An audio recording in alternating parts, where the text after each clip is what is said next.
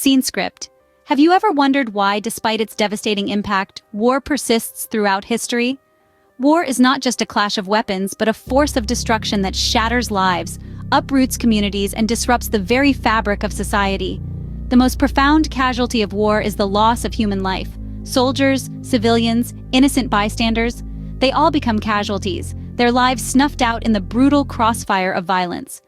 But the destruction does not stop at the loss of life. War wreaks havoc on infrastructure, economies, and the environment. Buildings are transformed into piles of rubble, roads become impassable pathways of debris, and essential services are thrown into disarray. The economic cost is staggering. Resources that could have been used for productive activities are instead diverted to fuel the machinery of war. And let's not forget about the environment. War does not discriminate, and the environment bears the brunt of its impact. Pollution, deforestation, and wildlife displacement are just a few of the grim realities in the aftermath of a conflict. The cycle of war is a destructive one, and yet it continues unabated. Despite the overwhelming evidence of its futility, war is still waged, often under the pretense of resolving disputes or achieving political gains. The pursuit of peace through armed conflict is a paradox that has haunted humanity for centuries. We've seen it throughout history.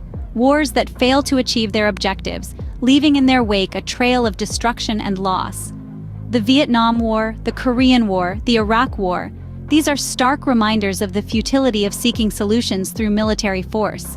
These conflicts not only failed to resolve the underlying issues, but also escalated existing tensions and birthed new ones. War, it appears, is a destructive force that leaves a trail of loss and despair in its wake. It's a cycle of destruction that seems to have no end in sight. As we move forward, it's crucial that we recognize the true cost of war and seek alternatives that promote peace, understanding, and cooperation. Because in the end, the path to peace is not paved with bullets and bombs, but with dialogue, diplomacy, and a shared commitment to a better, more peaceful world. Ironically, many believe that war, the very embodiment of violence and destruction, can pave the way to peace. This notion, however, is a glaring paradox that has plagued humanity for centuries. The pursuit of peace through conflict is akin to chasing a mirage in a desert of violence.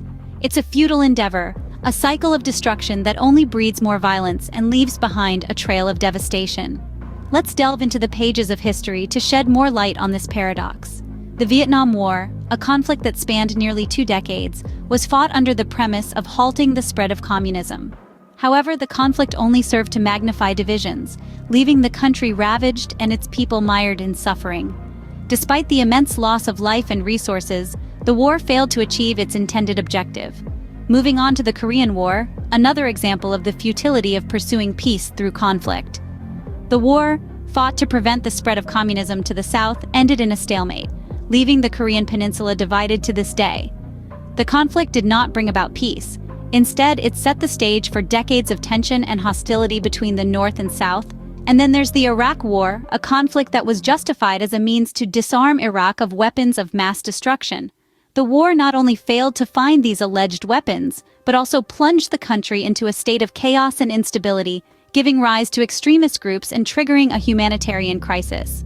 These conflicts, among many others, underscore the harsh reality that war is not a solution, but a problem. They illustrate the futility of seeking peace through conflict, and how such an approach only aggravates existing tensions and gives rise to new ones. Clearly, seeking peace through conflict is a futile endeavor that only perpetuates the cycle of violence and destruction. Instead of being a path to peace, war becomes a roadblock, hindering our journey towards harmony and understanding. Instead of resorting to violence, what if we embrace diplomacy, negotiation, and cooperation as means to resolve disputes? Imagine a world where disagreements don't escalate into wars, where conflicts are resolved through dialogue, not destruction.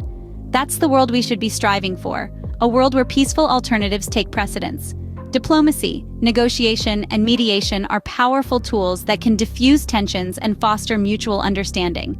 Instead of pitting us against each other, these methods bring us to the table, encouraging us to listen, learn, and find common ground.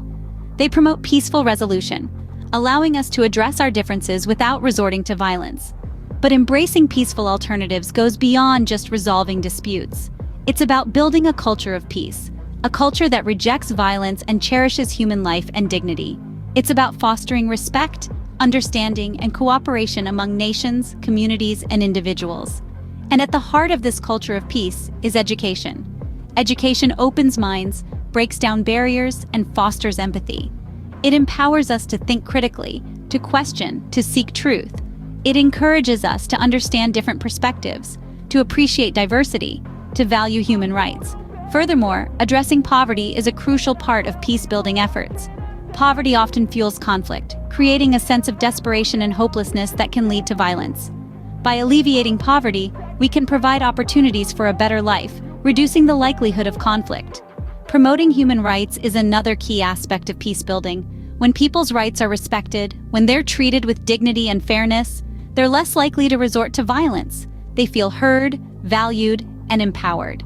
So let's rethink the way we approach conflict. Let's move away from the destructive cycle of war and towards a culture of peace.